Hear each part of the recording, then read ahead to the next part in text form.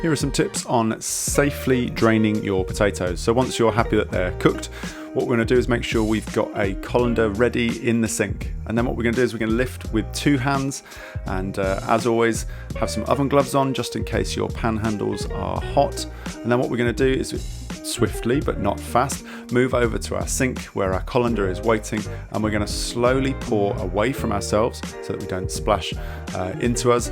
And then we'll tip all of the potatoes into the colander, give that a little bit of a shake, allow it to drain out as much as you can, and then you can either put the colander on the top of the pan to allow it to carry on draining, or put those potatoes back in the pan if you're going to mash them or whatever you're going to do with them next. But there we have some safely drained potatoes. Enjoy!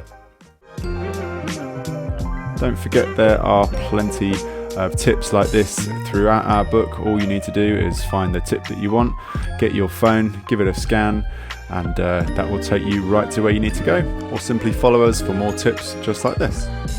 Enjoy.